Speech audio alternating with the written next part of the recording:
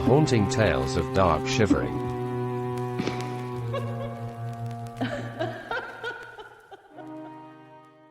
There is a large property that is hidden deep in dark Shivering woods called Fallows Lodge. As the name suggests, its land and the woods surrounding it are full of fallow deer that wander through in groups all year round. It is quite common to see 50 deer all stood in the long stretches of lawn that sit at the front of the lodge. In the 1980s, Tom and Barbara Powell lived in the lodge with their family, but after living there for only 2 years were already planning to move out. The groundskeeper. I knew the couple from years ago when they lived in the middle of dark Shivering High Street. They owned a successful garage that fixed and sold cars. It had done so well they had gone on to own another 4 garages in the surrounding counties. I had bought one of my cars from him that had seen me through many a long road trip back and forth up and down the country.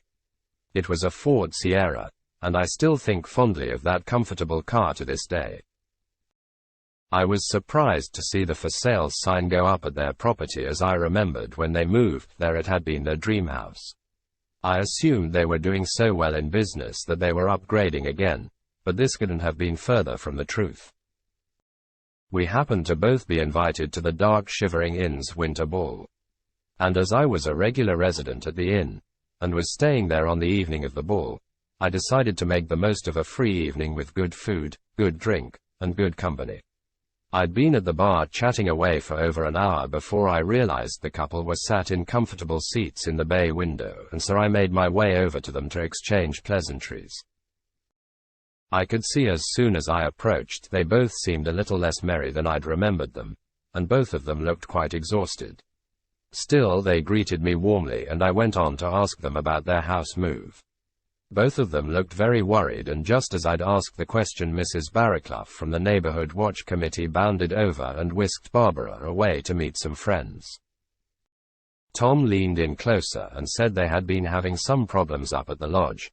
Unusual things had begun happening and the children refused to sleep in their bedrooms anymore. I could see Tom was under a great deal of stress, and so I told him to tell me everything, as he'd feel much better to share his problem. Apparently it had started a few months after they moved in. There had been a family living there before them for many years. But when the old man died, the house had stood empty for a few years before his estate was finalized and could subsequently be sold off. The lodge was still in very good condition, a little water damage on the front porch, some windows needed replacing, and some of the outside buildings were quite disheveled by the time they moved in. The lawns hadn't been cut for a long time, and so Tom immediately set about tidying the property back up. Part of their property included some woodland that was accessed at the bottom of their garden by a wrought iron gate that had seen better days. It squeaked when you pushed it open and was tangled up with vines, so was difficult to move. Tom took a walk one Saturday into the woodland to see what condition the boundary fences were in. He had walked quite a distance into the forest, and as he looked back towards the house he realized he could no longer see it through the trees, but to his surprise, to the west side of the forest he could see an old mobile home. The home was covered in green moss. The windows were dirty, and the porch and sidings were beginning to rot away. Tom found the door was open to the mobile, and so he poked his head through the door to see what it was like inside. Oddly, it was quite clean. It didn't look like any animals had gotten in there, and it hadn't been vandalized. Of course, when his 3 children found out, there was another home to explore in the woods. He and his wife didn't see them from morning until night as they played happily all day. That was until Tom's son Owen decided he didn't want to go into the woods again. Tom and Barbara tried to find out why he didn't want to go in there and play, but Owen crossed his arms and refused to tell them anything. The 2 girls, Laura and Elizabeth, still played in the woods and mobile home, but it became less frequent and for shorter periods of time. After this episode, Owen said that he wanted to move bedrooms. There was plenty of space in the lodge to move about, and Tom didn't want to force his son to stay in a room he was scared of. Tom had a look in his son's bedroom out of curiosity. The view from the window caught his eye. Amongst the trees he could see the mobile home, and just for a second he thought he saw a man stood next to it, looking up at him, but he must have been mistaken. He looked again and no one was there. As the family settled into the house, Tom and Barbara began having sleeping problems with the children. The two girls said that a stinking man would come into their room and leer at them in the middle of the night. The girls were terrified and began sleeping in the same bed. They were frightened to go up to bed in the evening as they said the man would appear at the bottom of the stairs and chase them up to their room. This never happened in front of Tom and Barbara. It was only when the children were vulnerable and alone. The couple thought for a long time that the children were suffering from nightmares. Moving to a big property had made them feel scared and unsafe maybe. However, Tom had been working on his garden one day when a local man walked by the front gates. They greeted each other and Tom found out that the man was a local news reporter. He seemed to have quite a bit of knowledge on Tom's house, and so Tom asked him if there were any stories about it that had made the news. The man looked shocked and told Tom that he was surprised Tom didn't know the sinister history that was unfortunately connected to the property. Tom asked him to continue and the man told Tom that many years ago in the late 1940s a soldier had come back from World War II. He was offered work and lodging at Fallows Lodge. There had been many unused and abandoned mobile homes after the servicemen left the area and went home, and so a mobile home was put in the lodge's woods where the groundskeeper would live. He kept himself to himself and seemed to have no family to speak of. The owners of Fallows Lodge were pleased with their groundskeeper, and held him in high regard. That was until one of the local children complained to the police about inappropriate behavior towards him and some other local children. Although the police could find no evidence of misconduct, the family who owned the lodge did not feel the same about the groundskeeper, and asked him to leave. The next morning the family went to check that the groundskeeper had left the mobile home. They found it clean, tidy and empty and assumed the man had left. It wasn't until a week later that the children of the house were playing in the woods that they found a body hanging from an old tree that the family realized the man had never left at all, but rather took his own life. The children watched in horror as the crows pecked the eyes from the hanging body. When the police arrived to cut the body down, they shivered as the black empty sockets seemed to watch their every move. The reporter went on to say that there had been rumors of him haunting the woodland still to this day. Tom felt quite uneasy as the reporter walked away with a friendly wave. He didn't think it would be right to tell his family about this, as they were already having nighttime problems with the children. He didn't want to scare anyone any more than they already were. Tom went to bed that night exhausted, hoping that the children would sleep through the night with no nightmares to wake the whole house. As he passed by the upstairs windows, he was almost positive he could see someone stood down in the woods staring up at the house. He shivered and kept on walking to the safety of his bedroom. As time passed, the children became more and more frightened to be left alone anywhere in the house. The two girls said the man would terrify them whilst they were in bed. He smelt awful and stood menacingly at the end of their beds. The girls were too frightened to move and so pulled the covers over their heads until morning. Owen would crawl into bed with his mum and dad in the early hours of the morning. He began telling them that he was being pulled down the bed by a cold hand. When he looked to see who it was, he would see a scary man squatting on the floor pulling on his foot. He would grin and keep pulling him until he almost fell out of bed. The final straw came when the two girls were playing in the mobile home in the woods. They were happily playing and making mud pies in the kitchen when they suddenly heard the lock on the front door click across. The girls were unsure how this could happen because the door and lock were rotten and old. They hadn't been used for years. As they stood quietly listening for any more noises, they both heard someone moving in the lounge room. Thinking it must have been their brother joining them to play, they went in to see what he was doing. Walking into the lounge, they found no sign of Owen. They walked to the windows to look outside, and as they did, the door slammed behind them. They turned and screamed as they saw the groundskeeper stood behind the door. The poor girls were terrified as he unbuckled his belt, whipped it from around his waist and came towards them. Tom and Barbara were in the garden and heard the girls screaming. When they got to the mobile home, they ran in to find the girls whimpering on the floor. This was too much for the whole family to cope with, and so they moved out there and then. Tom said none of them had been back to the house since. They had been staying with his mother-in-law, and would be paying a company to pack their belongings up. They would never set foot on the property again. I was shocked by the frightening events Tom had said had taken place at Fallows Lodge. But he was true to his word, and never set foot on the property again. In fact, still to this day no one wanted to buy the lodge. And so Tom and Barbara still own it.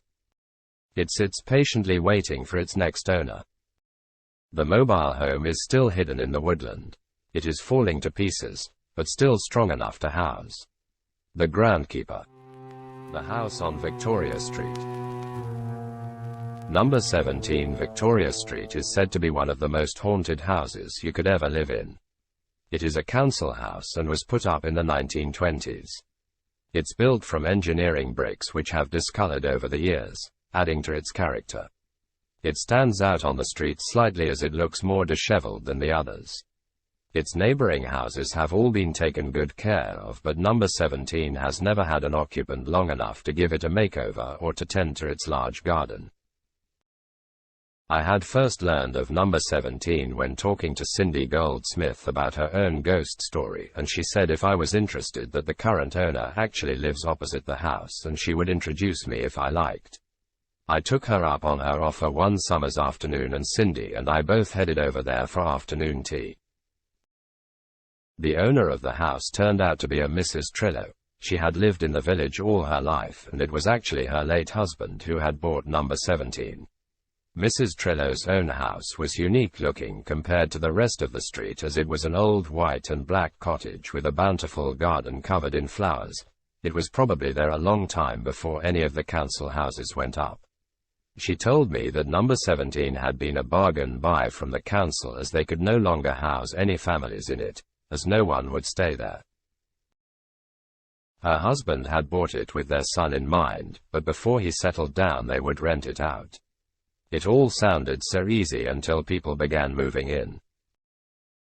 Mrs. Trillo said they must have had 6 or 7 different families just leave in the middle of the night. Every time they thought things were just settling down, another family would leave. They would phone the couple and tell them there was no way they could stay in that house. A few of them wrote to them to apologize for leaving, but stated that due to the frightening occurrences in the house, they could not return. Mrs. Trillo still has the letters in a box. She didn't know what happened to the families who lived there before they bought the house, but she imagined it was similar to what happened after. She asked the tenants what was frightening them so much, and each of them told the same story.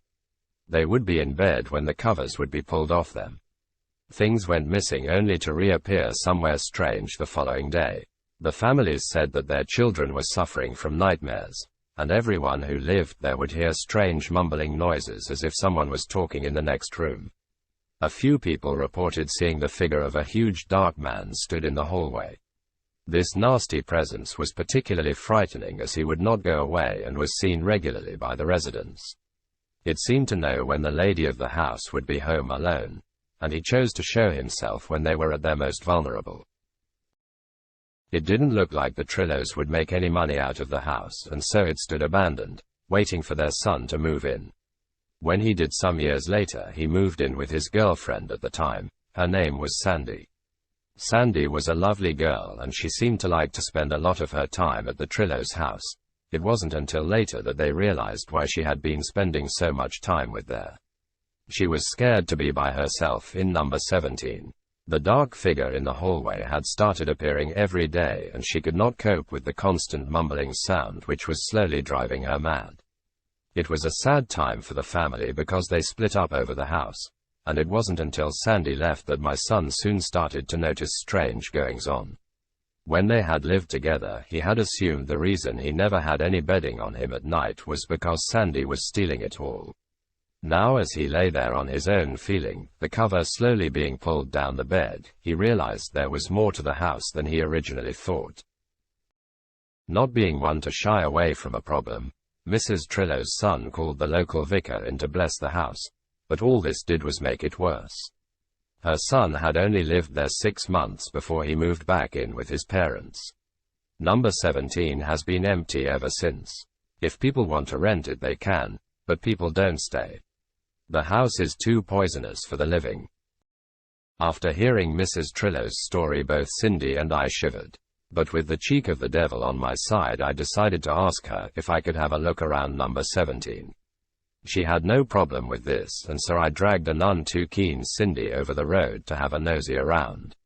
We walked up the path, and I must say it did feel quite scary, more probably because of the stories we had just heard, but I pushed on with a cavalier attitude.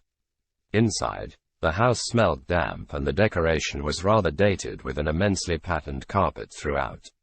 We wandered through each room and found that the house was spacious with 3 bedrooms and that each room had a lot of personal items left behind, proving that previous occupants had just upped and left.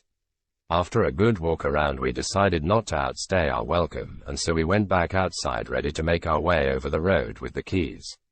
As we walked, Cindy gave me a nudge in the ribs and told me to look back at the house.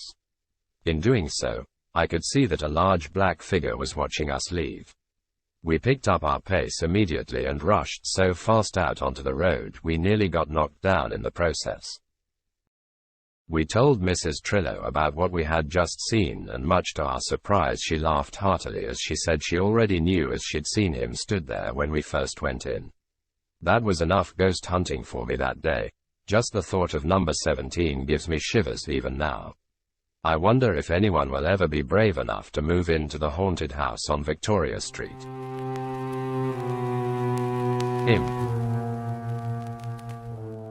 Old Mrs. Hughes was the first person to mention seeing an odd-looking creature in her garden late one night when she was putting out her milk bottles for the milkman the following morning. Whilst at her weekly church committee meeting, she mentioned it to the other locals, but they hadn't seen anything strange in the last week. One of the men piped up and said it was probably John Barnes, who had a habit of walking home from the pub late at night and finding himself in the morning in his neighbor's hedge. This made him all laugh, as they had all had John sleeping in their hedges at one time or another.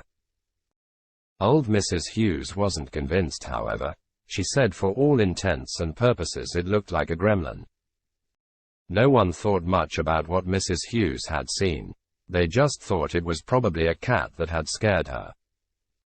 But fast forward another month and the church committee were attending Mrs. Hughes' funeral. The milkman had found her one Saturday morning when he stopped to collect his week's money. Mrs. Hughes always paid on time and looked forward to a chat every week. That Saturday the house was in silence as the milkman knocked on the door. He popped his head in and called her name, as she'd told him to do on many occasions. To his dismay, he saw Mrs. Hughes at the bottom of the stairs. There was nothing to be done. She had died at least a day ago, and from the expression on her face it had been a terrifying fall. So unusual, thought the milkman, as he stood at her funeral. Mrs. Hughes hadn't lived in the upstairs part of the house for years, so what had made her climb the stairs that fateful day? Betty Spencer was another of the milkman's valued customers. She was housebound for much of the time, but managed to be taken by wheelchair every Sunday to church. She had been close friends with Mrs. Hughes, and Roger the milkman knew she would be extremely upset by the sudden passing of her friend. A week after Mrs. Hughes' funeral, Roger called by Betty Spencer's house to collect his money. He went in and found Betty as usual sat up in bed. Her bed was in the main lounge room of the house. She had it set up as comfortable as could be. The television in the corner to keep her entertained, the fireplace to keep her warm, and lots of local visitors who brought her books and puzzles. Roger would joke with her that she lived the life of Riley. She laughed, but they both knew if it were not for the kindness of friends, neighbors and the community, she probably wouldn't still be here. Roger walked into the kitchen to boil the kettle. She had him well trained, and he knew how to make a cup of tea just as she liked it. He sat on the edge of the bed and told her how he was still in shock over finding Mrs. Hughes and couldn't get her out of his mind. Betty understood. It had only been a few weeks, but she was missing her friend an awful lot. They would chat on the phone to each other most evenings. It wouldn't mean anything to most people, but Betty treasured every phone call from Mrs. Hughes that saved her from the boredom and loneliness of her four walls. Roger told Betty he couldn't understand why Mrs. Hughes would have attempted the stairs after living quite happily on the ground floor for many years. Betty agreed she'd been silly to attempt the stairs with her dodgy hip and fading eyesight, but was of the opinion that maybe she had gone up to get something for her house guest. That was the first Roger had heard of any house guest. Who did Betty mean? As she sat sipping her tea, Betty casually told Roger about Mrs. Hughes' house guest. She had told Betty all about him over the phone in the evenings. A right little so-and-so he seemed to be. Roger pushed her for more information. Betty told him that a few days before she died she had found a disheveled boy, nearly half drowned in the pond outside. He must have been homeless and thirsty. Mrs. Hughes took it upon herself to nurse the poor boy back to health. His breathing was shallow as she bathed him in warm soapy water. She dried him in a big fluffy towel, but the dirt seemed to be ingrained in his skin.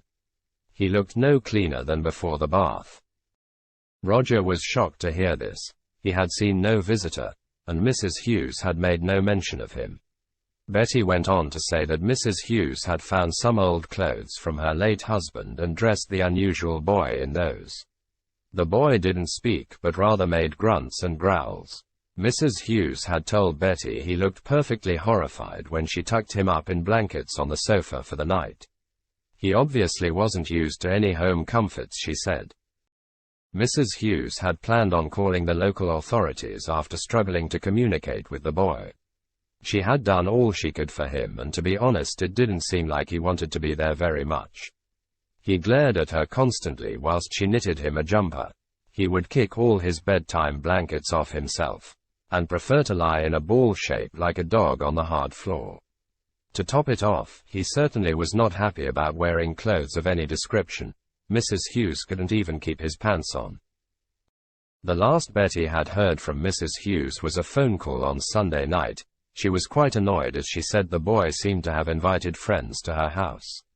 She was too old for parties, and none of these boys seemed to have any common decency. No clothes, no hygiene, no English. Mrs. Hughes was at the end of her tether, and told the boy he must leave and take his friends with him. He gave no response, and so she fumbled to put her glasses on to see him properly. My God, he was an ugly little sod, and so were his friends. She'd be glad when they left, she told Betty in no uncertain terms. But of course no one was able to speak to Mrs. Hughes again as she'd fallen down the stairs. Roger thought it very strange that Mrs. Hughes hadn't told anyone about her visitor. He sounded like a feral child. No one else in the village had seen him or heard of him. He wondered why Mrs. Hughes had invited a stranger into her home, but of course she was a very kind woman who would help anyone she met. It wasn't long before Mrs. Hughes's house was put up for sale. Roger would drive by every day on his milk round, but it didn't seem as if anyone was interested in buying the place. After months of being on the market, the estate agent asked Roger if he'd pop by the house on his round. They were friends, and so Roger agreed. The agent couldn't remember if he'd set the alarm on the house all those months ago. It had been sat empty for 6 months and no interest in its purchase at all. The following week Roger drove up the track to Mrs. Hughes's old house. It was late in the evening, nearly 9 p.m. when he got there, as he'd had no time in the day to go and check the property. As he approached, the house didn't look as friendly or inviting as it had when Mrs. Hughes was alive. She was such a warm woman, who the village had greatly felt the loss of. Roger unlocked the front door. The alarm was not on, so it was a good job he'd gone to check. The house was freezing cold, gloomy looking, and a faint smell of damp was hanging in the air. Whilst he was there, he thought he best check all the windows and doors before setting the alarm and leaving. So he went straight up the stairs first, trying not to think of how he had found Mrs. Hughes dead the last time he visited. Roger felt a distinct wave of creepiness wash over his body. His hair prickled on his arms as he got to the top floor landing. He went in each room and checked the windows were locked. He stood still for a moment. He was sure he'd just heard movement on the landing. He stared at the door and listened. Faster than his eyes could comprehend, something scurried past the bedroom door in the direction of the stairs. Roger could hear whatever it was making its way, step by step down to the hallway. He rushed after it. He thought it was probably a cat that had been locked in, or maybe a fox or something. When he got to the bottom on the stairs, he realized he'd left the door open anyway, and so whatever it was would probably have run straight out the door. He didn't fancy hanging around there much longer and so quickly went to check the kitchen. The kitchen was in silence. Roger turned to leave the room when he saw a movement under the kitchen table. Maybe the animal was hiding under it, he thought to himself. He slowly approached the table and leaned down to pull the cloth up. Something was there. Roger switched the light on to get a better look at it. It was certainly skittish. He pulled the tablecloth up once again and pushed his head down under. There was absolutely nothing there. No mouse, no rat, no cat, just the silence of an empty room. He knew he'd seen something upstairs, and something had moved under the table. Roger felt very unnerved. He moved as quickly as he could to the front door, set the alarm and rushed to his car. He was quick to start the engine and begin driving back down the track from the house. As he drove off, he looked in his mirror, but was horrified to hear a loud bang on the top of his car. Something had landed on it. It was so forceful Roger slammed his brakes on in panic. As he came to an abrupt stop, something unearthly flew off the top of his car and landed on the track in front of him. Roger sat there not knowing what to do. He stared at the thing in the road. He watched as it started to move. It twitched and jumped and then suddenly sprang up to face Roger. He couldn't believe his eyes. It was a demonic-looking thing. A gremlin, an imp. Roger was terrified. He put his car in gear and drove towards the creature. It quickly moved to the side of the track. Roger could see its eyes glowing in the darkness. He picked up speed, terrified as he saw there were glowing eyes everywhere. They were everywhere, like an invasion. An invasion of imps.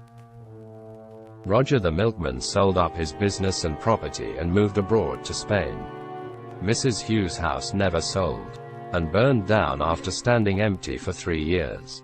The police said it was probably teenagers, as someone had spotted a load of youths hanging around the area on the night of the blaze. Poor old housebound Betty had at least found another friend to keep her company on the long lonely evenings. She would receive a phone call every night from an unknown caller. He didn't say much, she said. He grunted a lot, and the biggest coincidence was that he had the same telephone number old Mrs. Hughes had. Ghost House.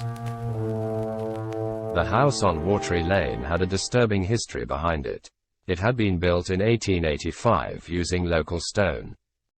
It hadn't even had its roof fitted before the first unfortunate event occurred.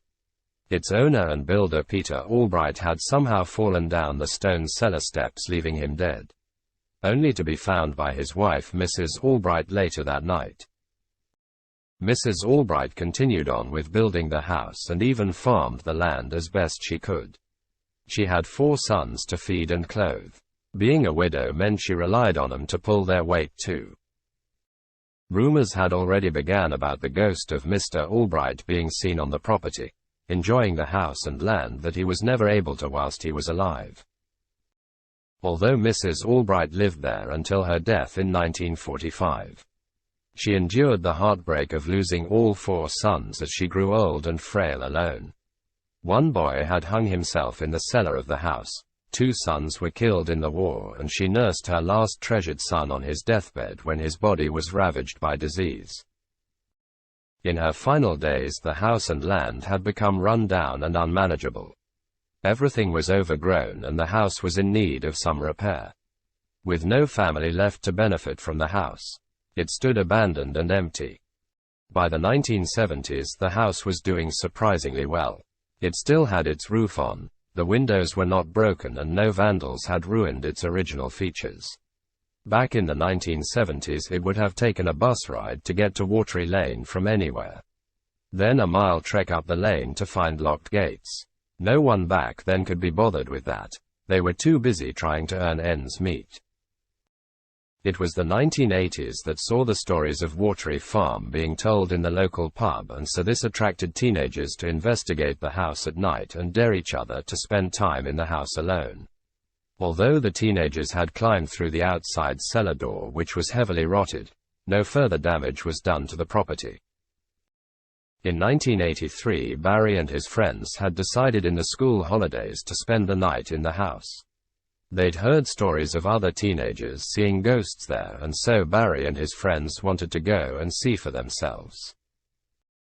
They arrived there at nearly 9 at night, after catching the 8:10 bus that passed Watery Lane. It took them over half an hour to walk up the overgrown track. It was still light and warm, and they joked around as the house came into sight.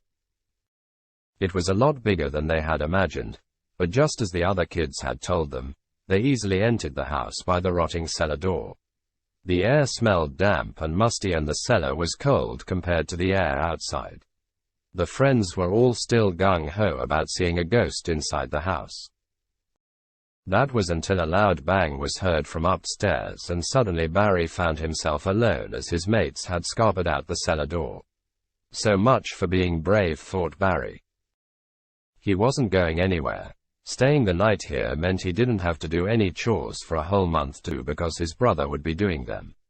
He'd bet there was no way Barry would stay the night in the ghost house. He was also going to collect big on chocolate and sweets, as his friends had no faith in him either. Barry left the cellar and found himself in a pleasant hallway. Everything was decaying and old, but you could see that once upon a time it had been a nice place. He wandered into the lounge room and could see remnants of an old Ouija board on the floor. Someone had lit some candles, and there was a Bible sat on what was left of the sofa. Barry was fighting hard to not let the atmosphere of the house affect him. He tried to keep his mind occupied with exploring the old house, rather than hunting for ghosts. Barry expected his friends to come back in after gaining their composure, but as an hour came and went, he had a feeling they had caught the last bus back to the village. What a load of wimps. Barry was surprised that at least Stephen didn't stay. His own house was creepier than this place in the daytime. After looking through the old house, holding his breath before opening every door, Barry decided he was going to camp out in the dining room. He didn't fancy being too far from his escape route. The house had become dark inside, making it hard to see with just a small torch. Barry decided to use the table as a tent.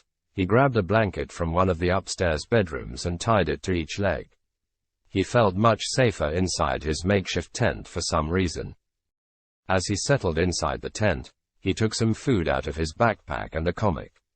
If he read for a while and ate his food, he'd soon be off to sleep, and the morning would come that much faster. He wasn't wrong. After filling up on sandwiches, cakes and biscuits, Barry's eyes were soon heavy, and even though he could feel a cold draft blowing in his tent, he soon fell asleep. Barry didn't know what time he woke up, but it was still dark. He lay there trying to remember where he was. He could hear someone moving around in the kitchen.